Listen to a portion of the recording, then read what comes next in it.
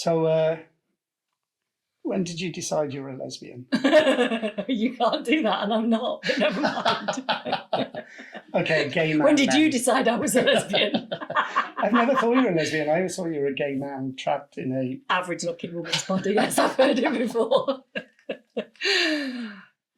Right, so you and I have one thing in common, and only one thing in common. And it's not the love of Dolly Parton, that's just you.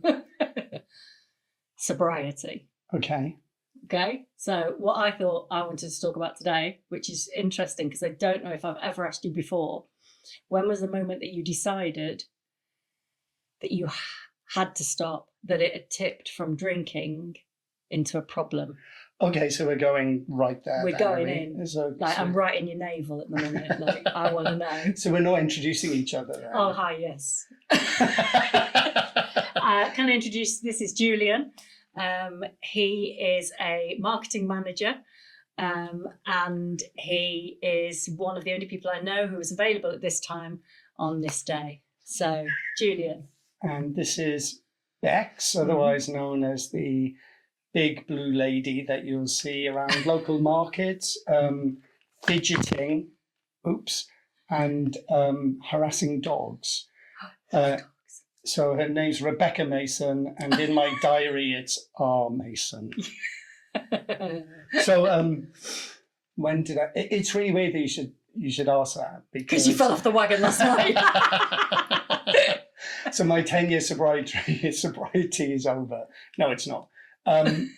Because she said that we'd probably chat about this, and I thought, one of the most interesting things about people isn't the journey, because everybody's is different. But I did wonder what it was that made people finally stop. Yeah. Because I was thinking about mine, and I remember it. I remember waking up that morning and just thinking something's got to give. Right. And it wasn't all the times before. It's not like I ever thought, oh, I must give up drinking. I must give up drinking. I must give up drinking. Yeah. I never, ever thought that. So all the really horrific events. Episode 2.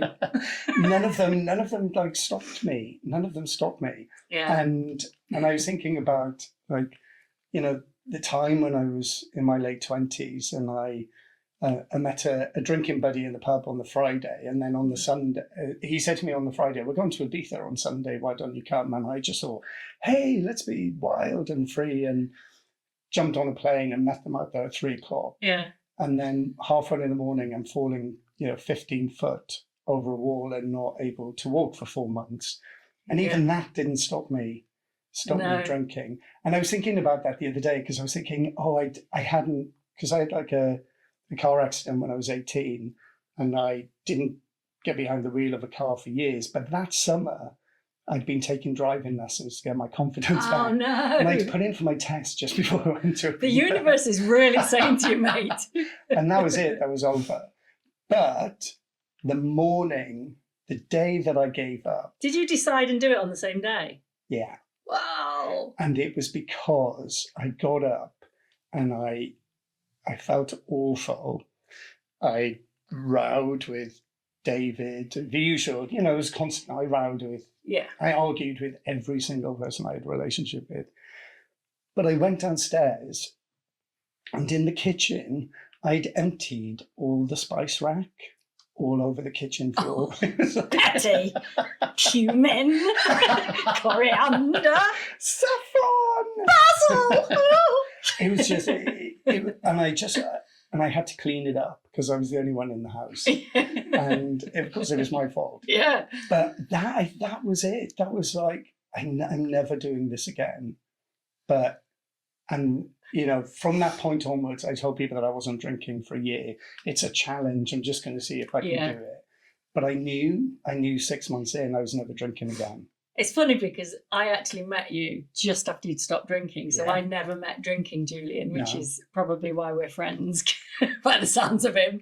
And you said you were sober for a year. Yeah. And I was still drinking at the time. You're the only person I ever met that didn't freak me out. What we both find now is if you're the sober person in the group, you freak people out. because I think it's like holding a mirror up to their own drinking. That's certainly how I used to feel. Like if someone said I don't drink, I'd feel attacked. Yeah. Like I needed to justify the fact that I was drinking. Yeah. Even though there's no attack there. But I never felt that with you. There's always an attack when it comes to you. Well, I felt judged by you, but not for the drinking, just for everything else in my life. Yeah. So, and you said you weren't drinking for a year, and then the year came and went. And when I stopped drinking, I said the same. I said I was going to do 1 year no beer. Started on the 1st of October, but within 3 weeks I knew I didn't want to and wouldn't go back. I think the thing we've both found that takes us by surprise now, because how long have you been sober? It'll be 10 years in October. God, October only the 4th. 10 years. Yeah. Wow. No, 10 years. Because it was because when I say, the thing is as well, when I say to people, oh, it's October, they always go, oh, did you do the Stoptober? And I'm like, no, I did it myself. I didn't even know that was happening. Strong boy. Yeah. But that was the October. Yeah. And I remember I'd gone down, because I met you at the Lace Market Theatre. Yeah. And I remember I'd gone down there a few weeks before to volunteer, because I wanted to change of career, and I thought, oh, I'll volunteer, do publicity and marketing. And I can remember going down there and getting absolutely hammered and agreeing to do stage management. Oh, really? Yeah, for Who's Afraid of Virginia Woolf. And of course, instantly regretted it the next day when I sobered up. So I don't really want to go. But a week later, when I did that week that I got sober, I remember I went down there and I just saw leap of faith, deep breath. I'm going to do things that I've not done before and just go with it. And, and then unfortunately that led me to stage managing a show for you, which was... Yeah. I was very suspicious of you at the time. Yeah. But so you've been sober 10 years and I've been sober 5. Did you stop just before? Just before COVID. COVID. So this must be 6. This is coming up to 6. And I think the thing that's taken us both by surprise is the first year is the easiest in a way. Oh, totally. And actually, there are times when you're like, I so got this. Yeah. Me? I don't drink. And then life comes and smacks you on the back of the head. And you're like, I want a drink. Because everything is new. This is Beetroot, by the way. With vodka. Yeah. I think it's because everything is new. So going out and not having a drink. I remember going to the Mall Cross and just coming home feeling really buzzy because I'd been out. I remember you saying you were like walking down the street like something out of a Disney film. The birds are tweeting so loudly. The sky's bluer than I've ever seen before. It's like you have a shower and your skin feels amazing. You're like in a Timotei advert. It's like, check me out.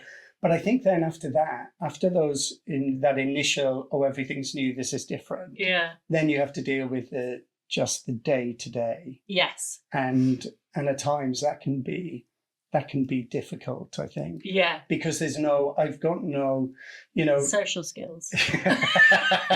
Absolutely. But I've got nothing to retreat to. I have to face life. No life skills. Yeah, no. Well, I had none. I started drinking at 13. Yeah. So when other people are growing up and learning how to be an adult, I was just not. So, those first couple of years, I felt like Bambi on the ice. Yeah. And I remember my sister came to visit and she said, oh, it's like you've gone back to being 18 again, like just before everything went wrong. And it was because I hadn't adulted at all. I had other people sort of just keep me alive and keep my no head coping above water. Strategies. That's the thing I've found. No, because it was the thing that if I had a bad day, I'm going to drink when I get home. If I'd had a good day, I'm going to drink when I get home. So everything boiled down to that moment all the time, no matter what. So if you take that out of the equation, I've had a bad day, I've got nothing in my repertoire to say what it is that I'm going to do now. Yeah, well, I remember 5 years in and I thought, I've got this licked. Yeah. Right, absolutely. And then an old family friend died and it hit me for 6. And I couldn't understand why I felt like I'd been hit by a truck in terms of grieving. And it was only afterwards that I realised that it was because I'd never dealt with any kind of grief or any real emotion Yeah. sober. I still don't. And that was the closest I came to having a drink in the last 10 years. Yeah. My physically, my body ached because I wanted the pain to stop. And I remember thinking, I wrote that night, and I wrote, if I do have a drink, I hope everybody understands, but I also hope that I'm kind to myself.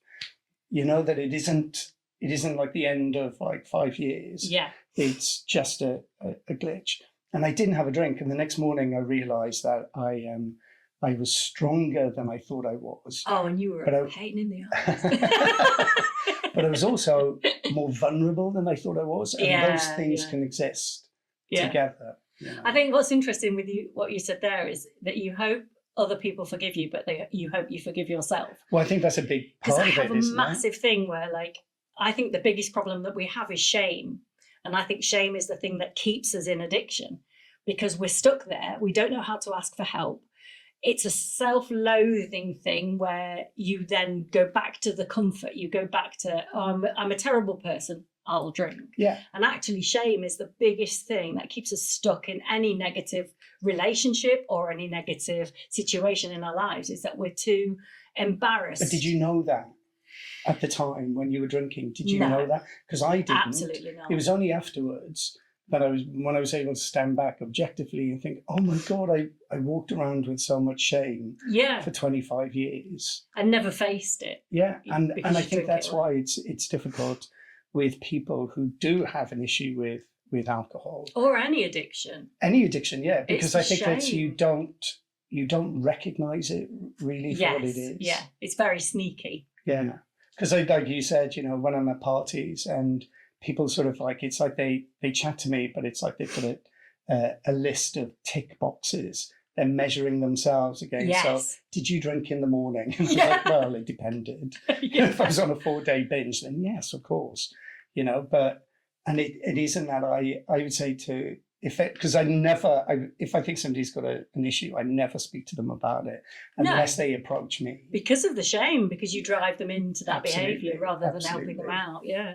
But it's it is a really tricky one, because people have this idea of what an addict is or what addiction is. Yeah. And it's not quite the reality. No, I was a primary school teacher. Survived primary school. Poor kids. I know, right? But think of all the psychiatrists now that are like, what happened with this generation? It's moving. You're on a list somewhere. Yeah.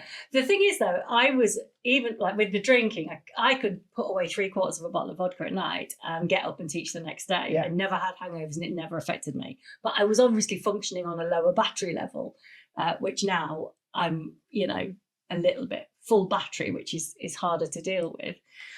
But the things that I noticed was that I didn't care. I cared about the kids, but I didn't care about the job, the paperwork, that side of stuff, because it was all rules and regulations. But I did care about the kids, and I, cared about making their experiences.